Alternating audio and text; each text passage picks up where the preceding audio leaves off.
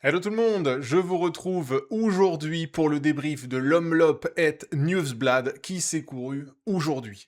L'Omloop, c'était donc 207 km pour 1600 mètres de D+, 13 secteurs pavés dont 4 moments clés, l'enchaînement Eikenberg-Wovenberg, le Molenberg, le Berendries, puis bien sûr le duo final, Mur de Grammont-Bosberg. Côté favori, j'avais pointé Mathieu Van Der Poel en cas de course de mouvement et Paul Magnier en cas d'arrivée au sprint. Bref, pour tout ce qu'il y avait à savoir sur cette course, je vous invite à checker mon avant-course de la veille. Sinon, on est parti pour le résumé de cette Omloop, première classique flandrienne de l'année. Ok, 5 fuyards vont former l'échappée de la journée. On va retrouver devant Jelte Krinsen, Alexis Renard, Clément Aleno, Vincent Van Emelen et Alexis Brunel. La course va être plutôt calme jusqu'à l'orée des 80 derniers kilomètres. L'échappée a alors 2 minutes 30 de crédit sur le peloton, tandis qu'à l'arrière, on sent que la tension monte d'un cran. La nervosité va gagner le peloton. De trop nombreuses chutes vont avoir lieu. Des cassures vont également se produire. À l'approche de Leikenberg, premier secteur crucial de la course, Soudal va alors emmener le peloton pour Paul Magnier. Mais dans Leikenberg, tandis que Lidl et Alpecin vont faire le forcing, Tom Pidcock à contretemps va être déjà dans le dur. Et surtout, Paul Magnier va casser son dérailleur sur le sommet et déjà hypothéquer ses chances de victoire, tant le dépannage tarde naturellement à la sortie du secteur pavé. Le Français va donc perdre pas mal de temps et rien ne va s'arranger dans le Wolvenberg sur l'accélération de Casper Asgreen. Dans la transition Wolvenberg-Molenberg, le peloton pointé à 1 minute de l'échappée va rouler très fort par l'intermédiaire d'Alpecin, Lidl et UAE, tandis que derrière, Paul Magnier et même Jasper Philipsen, victime lui d'une crevaison, sont piégés. À 45 km de l'arrivée, au pied du Molenberg, Magnier et Philipsen ne sont toujours pas rentrés. Le Molenberg est attaqué plein fer par Florian Vermeersch qui va placer une première accélération. Derrière, Rick Ploymers de Tudor va sévèrement partir à la faute. Mathieu Van Der Poel va passer le néerlandais in extremis, tandis que derrière, ça fait bouchon. Christophe Laporte est d'ailleurs particulièrement gêné. C'est la bascule de l'Omloop. Vermeersch, Van Der Poel puis Tim Van Dijk vont profiter du chaos pour se faire la malle. À 40 km de la ligne, le trio va déjà rentrer sur l'échappée alors que le reste des favoris est rejeté à la minute. Le Berendries à 34 km de l'arrivée ne va rien changer à la situation. À 30 bornes de l'arrivée, Vermeersch et Van Der Poel roulent seuls à l'avant. Derrière, à 1 minute, Ineos, Visma, Lotto et même Soudal, qui va voir le retour miraculeux de Paul Magnier, vont tour à tour se relayer pour diminuer l'écart, mais rien n'y fait. La gagne semble déjà devant. À l'approche du mur de Grammont, rien ne va s'arranger derrière avec la chute d'Arnaud Delis qui va contraindre Lotto à se retirer de la chasse. Dans le mur de Grammont, c'est le dernier coup de collier de la journée. Mathieu Van Der Poel, plus à l'aise physiquement et techniquement sur le pavé mouillé, va se débarrasser des échappés initiaux, puis de Florian Vermeersch et Tim Van Dijk. La situation de course devient limpide. Van Der Poel bascule au sommet du Grammont avec 20 secondes de marge sur le duo de contre. Le Bosberg ne va rien arranger à la situation. Van Der Poel est impressionnant de puissance et va même accentuer son avantage à 40 secondes, tandis qu'au troisième échelon de course, ce qui reste des favoris va pointer au-delà de la minute. Comme prévu en avant-course, Mathieu Van Der Poel a vent de dos dans le final. C'est joué pour le néerlandais. Florian Vermeersch et Tim Van Dijk ont eux plus de soucis à se faire, mais Red Bull et UAE vont casser le rythme de chasse derrière le duo à la perfection et sur la ligne. Mathieu Van Der Poel va venir s'imposer sans contestation ni accroc. Tim Van Dijk, plus frais, va venir régler Florian Vermeersch pour la seconde place. Christophe Laporte et Aimé de Ghent vont savoir anticiper le sprint du peloton pour venir boucler le top 5.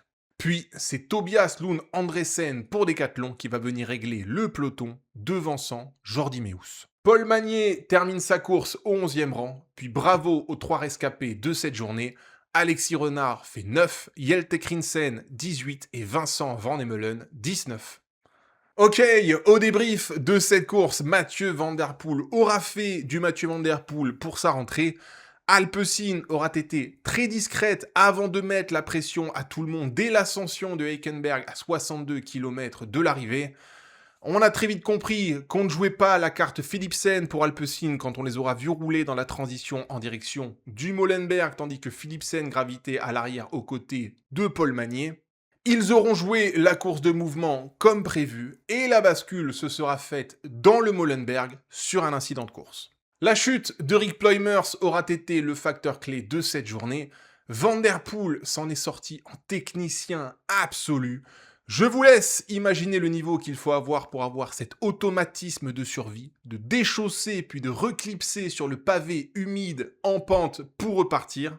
C'est 100% du technique et c'est ce qui lui aura permis d'accompagner Florian Vermeersch sur le sommet du Molenberg. Après, c'est tout simplement le physique qui a parlé, et dans ce registre, force est de constater qu'il y a une nouvelle fois un gap entre le néerlandais et ses adversaires directs. Concernant Florian Vermeersch, il aura été une de mes surprises de cette journée. Bien sûr, je l'attendais à bon niveau sur cette course, mais je ne l'imaginais pas aussi puissant dans ce final. Il m'aura énormément impressionné dans sa collaboration avec Mathieu Van Der Poel. Bien sûr, tactiquement, ça n'a pas été parfait. Loin de là, j'ai toujours l'impression que Florian Vermeersch se livre toujours beaucoup trop lorsqu'il prend les devants sur une course.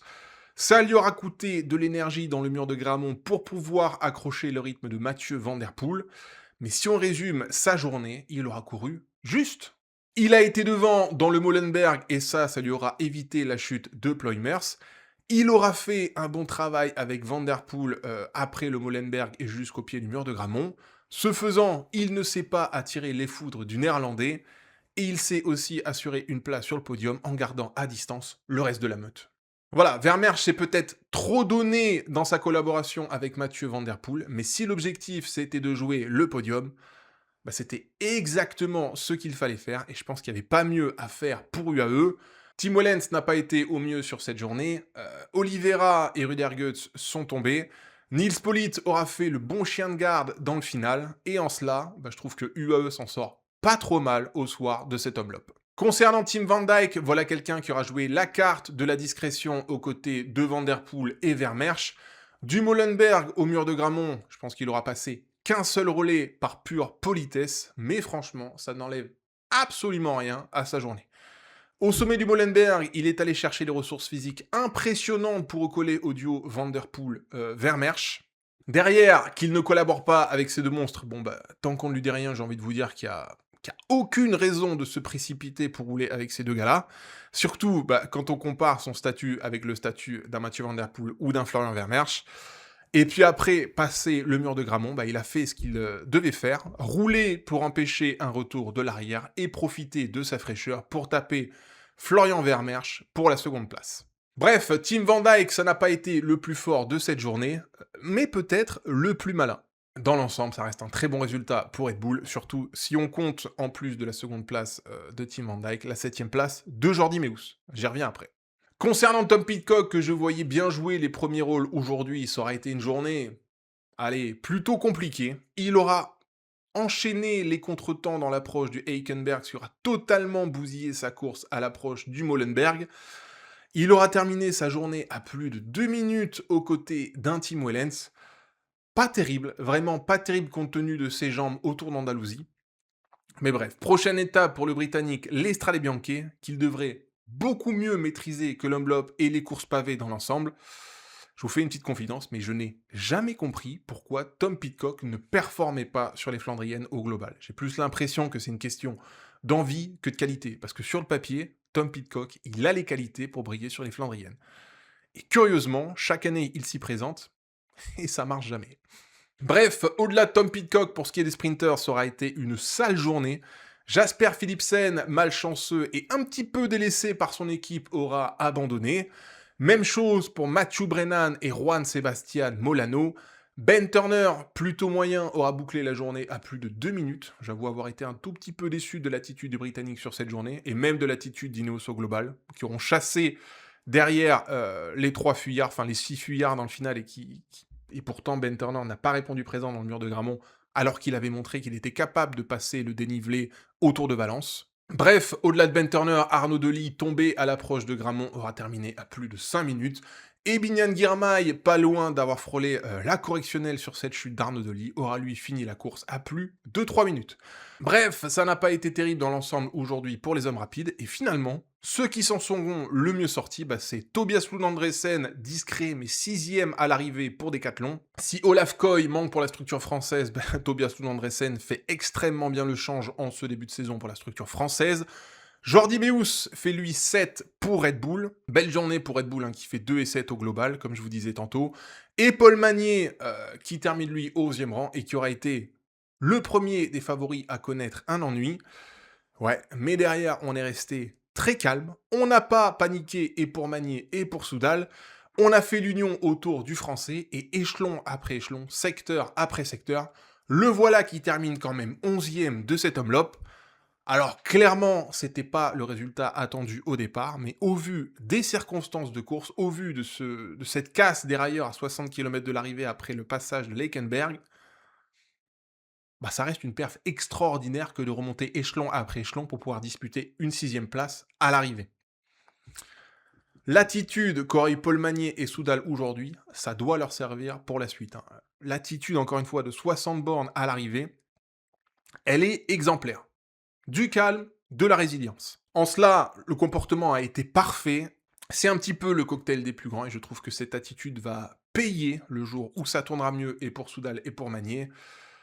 Ce n'est que partie remise, et ce peut-être dès demain sur Kuurne, Bruxelles-Kuurne. D'ailleurs, côté français, c'est finalement Christophe Laporte qui aura réalisé la meilleure perf de cet homme-lop et Newsblad. Malchanceux dans le Molenberg, coincé derrière le malheureux Rick Ploymers et finalement 4ème à l'arrivée.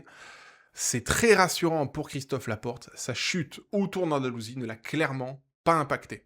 Autre belle perf côté français, la 8ème place d'Anthony Turgis. Voilà un petit peu pour le débrief de cette journée. Mathieu Van Der Poel s'impose donc sur cette Omloop et Newsblad 2026 dès sa première participation. Victoire technique, on va dire, à Molenberg, puis victoire physique dans le mur de Gramont. Le Néerlandais est désormais dans la très bonne direction en vue de Milan-San Remo, du Tour des Flandres et de Paris-Roubaix où il y croisera la route d'un certain Tadej Pogacar. Le duel est annoncé, Mathieu Van Der Poel a juste confirmé aujourd'hui qu'il était sur les mêmes bases que les années précédentes et qu'il va falloir compter sur lui plus que jamais pour les Flandriennes à venir et pour la Primavera qui se courra aux alentours du 20 mars. Voilà. Demain, c'est la clôture de ce week-end d'ouverture belge avec Kuurne, Bruxelles, Kuurne. Mathieu Van Der Poel ne sera pas au départ et ce sera l'heure de la revanche des sprinters qui ont beaucoup souffert aujourd'hui.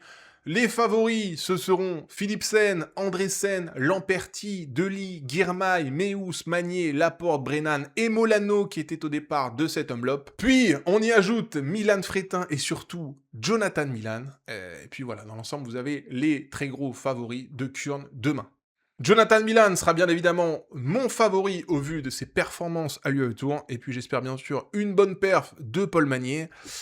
Mais on va pas se mentir, aujourd'hui il aura quand même laissé énormément de jus sur la route de l'Omloop et Newsblad. Voilà. Sur ce, prenez soin de vous, et je vous dis à demain pour le débrief de Kuurne-Bruxelles-Kuurne. Ciao!